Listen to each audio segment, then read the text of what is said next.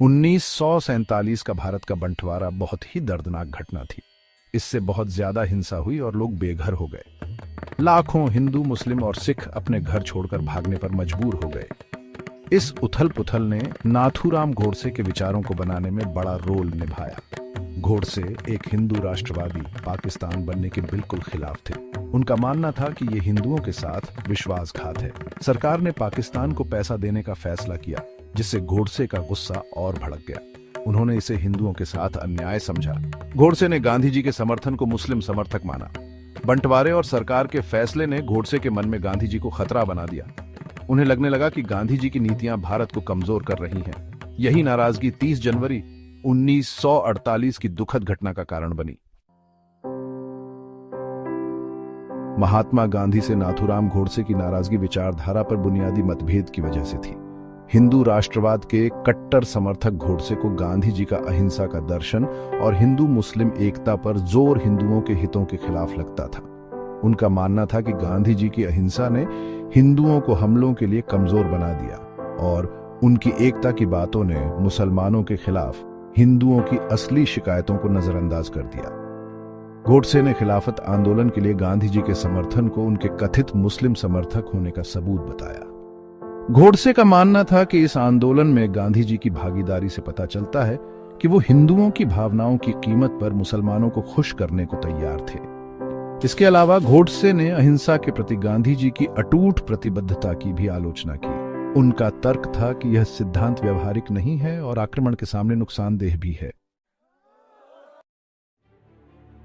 हिंदू राष्ट्रवाद और भारतीय राष्ट्रीय कांग्रेस के विरोध में असंतोष के बीज गहरे बोए गए थे। गोडसे कई अन्य लोगों के साथ को लगता था कि कांग्रेस का नेतृत्व मुसलमानों के प्रति बहुत ज्यादा नरम था और यह हिंदू हितों का ठीक से प्रतिनिधित्व करने में विफल रहा। बंटवारे और उसके बाद की सांप्रदायिक हिंसा ने इस भावना को और बढ़ा दिया। राष्ट्रीय स्वयंसेवक संघ या आरएसएस ने गोडसे के राजनीतिक विचारों को आकार देने में महत्वपूर्ण भूमिका निभाई। आरएसएस, एक दक्षिणपंथी हिंदू राष्ट्रवादी संगठन, ने हिंदू राष्ट्र के विचार को बढ़ावा दिया, जो कांग्रेस द्वारा समर्थित भारत के धर्मनिरपेक्ष दृष्टिकोण के बिल्कुल विपरीत था। आरएसएस के साथ गोडसे का जुड़ाव और हिंदू राष्ट्रवाद में उनका गहरा विश्वास उन्हें कांग्रेस और खासकर गांधी को अपने भारत के दृष्टिकोण में बाधा के रूप में देखने के लिए प्रेरित करता था।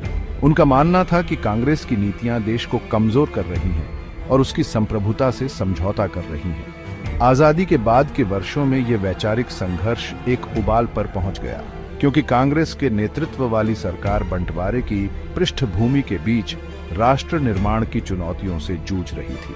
कांग्रेस के प्रति गोडसे का विरोध और हिंदू राष्ट्रवाद में उनका प्रबल विश्वास अंततः उन दुखद घटनाओं का मंच तैयार करता है जो जनवरी 1948 में सामने आएंगी। 30 जनवरी 1948 का मनहूस दिन भारतीय इतिहास में एक मोड़ था। नाथूराम गोडसे ने अपनी गहरी नाराजगी और वैचारिक दृढ़ विश्वास के चलते नई दिल्ली में शाम की प्रार्थना सभा के दौरान महात्मा गांधी की हत्या कर दी।